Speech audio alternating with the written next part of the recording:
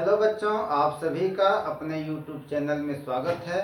बच्चों, आज हम लोग किसी भी संख्या को उसके मानक रूप या वैज्ञानिक संकेतन में कैसे व्यक्त करते हैं के बारे में जानेंगे। तो चलिए शुरू करते हैं। किसी भी संख्या को मानक रूप या वैज्ञानिक संकेतन में व्यक्त करना।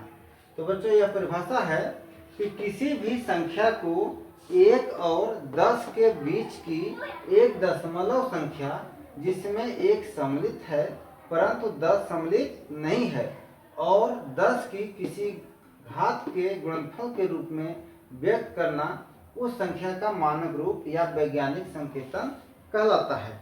तो बच्चों, ये तो परिभाषा हो गई। अब इसे हम समझा रहे हैं। जैसे कोई भी संख्या है, चाहे वो छोटी संख्या हो चाहे बड़ी संख्या हो, तो उसे मानक रूप या वैज्ञानिक संकेतन में कैसे व्यक्त करेंगे। तो उस संख्या को हम क्या करेंगे कि 1 और 10 के बीच में उसे लिखेंगे और उसका जो है गुणा 10 के किसी भी घात के रूप में जो उचित होगा करेंगे।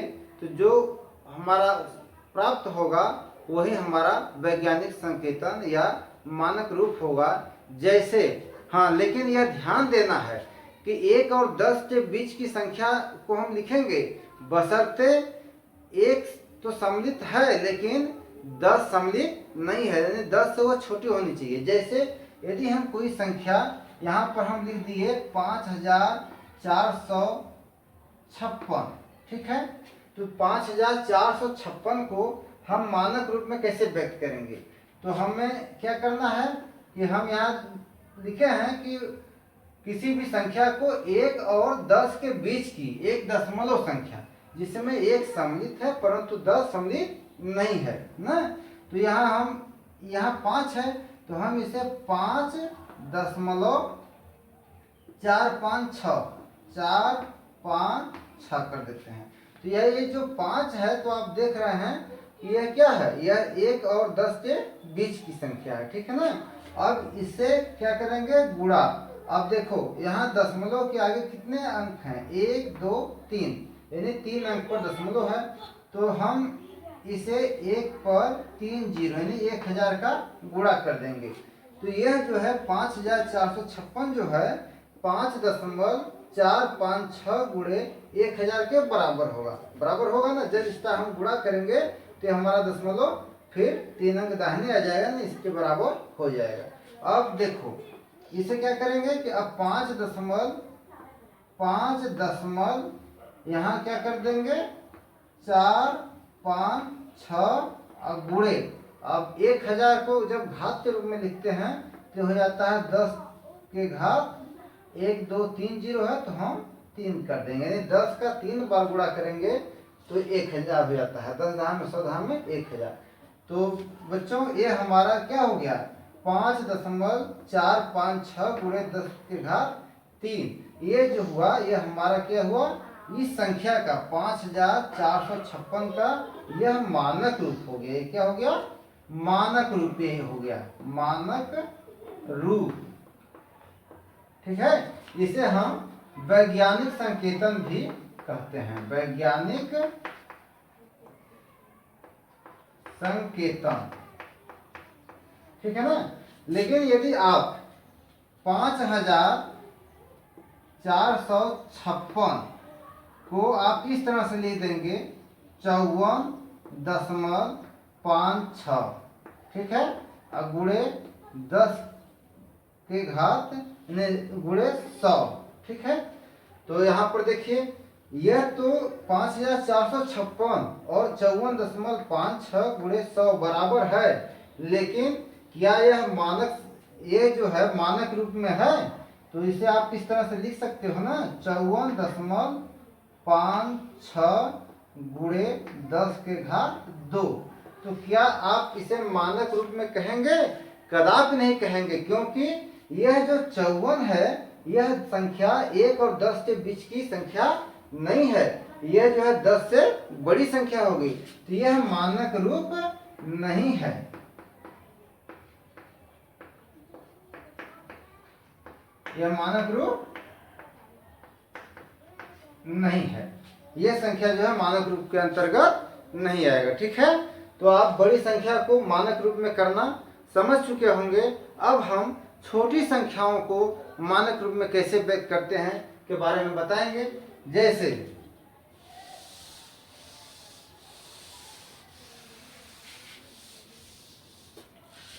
जैसे हम एक बहुत छोटी संख्या लिखते हैं 0.00008।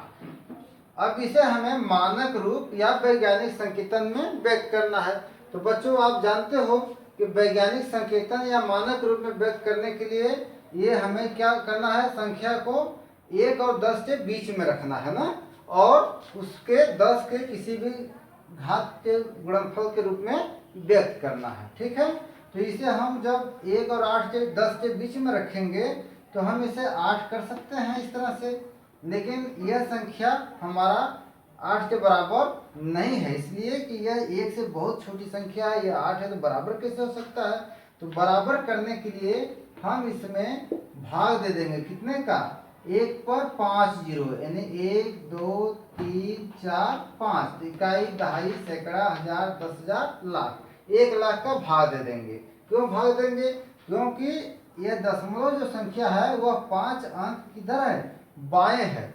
और बाएं कब आएगा, जब हम भाग देते हैं, जब हम गुणा करते हैं किसी भी संख्या, यानी किसी संख्या का मतलब 10 100 1000 का, तो दशमलव हमारा उतना शून्य अंक जो है दाहिने खिसकता है, और जब भाग देते हैं तो हमारा दशमलव बाएं खिसकता है। तो जब हम 1 लाख का भाग दे देंगे तो हमारे इसके बराबर ये संख्या हो जाएगा। ठीक है ना, तो इसे हम इस तरह से भी व्यक्त कर सकते हैं कि 8.0 बटा 1 लाख, 1 2 3 4 5 6, 1 लाख। ठीक है ना, तो अब देखिए इसे हम इस तरह से लिख देंगे 8.0 बटा, अब ये 10 के आगे 1 के आगे कितने जीरो है, 1 2 3 4 5, तो ये हो गया 10 के घाते 5। ठीक है, तो जब हम इसे व्यक्त करेंगे तो आप ये फार्मूला पढ़े हैं कि a के पावर -2 बराबर होता है 1 बटा a का स्क्वायर। ठीक है ना, तो 1 बटा a की स्क्वायर है, तो जब यह a ऊपर जाएगा यानी इसका जब रेसिप्रोकल होगा तो ये जो पावर 2 है वह -2 के रूप में कन्वर्ट हो जाएगा। ठीक है, तो यहाँ क्या हो जाएगा, अब यहाँ हम इसे 8, अब देखिए इसमें एक छिपा है, 1 बटा 10 के घात 5 है ना, 1 बटा 10 के घात ये क्या है, 5 है। ठीक है, तो जब इसे आप कन्वर्ट करेंगे तो ये हो जाएगा 10 के घात -5 हो जाएगा जब ऊपर जाएगा तो। ठीक है, तो यहाँ 8 गुणे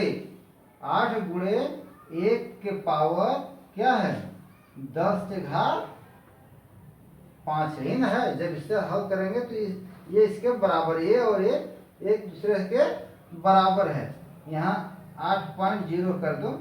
ठीक है, तो ये वाली संख्या क्या होगी, बराबर होगी।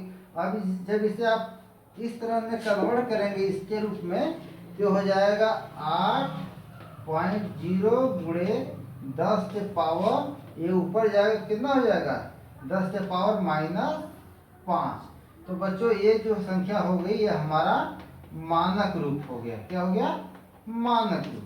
तो बच्चों जहाँ तक मुझे आशा है कि आप लोगों को किसी भी संख्या को मानक रूप या वैज्ञानिक संकेतन में व्यक्त करना आ गया होगा। आप सभी को बहुत बहुत धन्यवाद।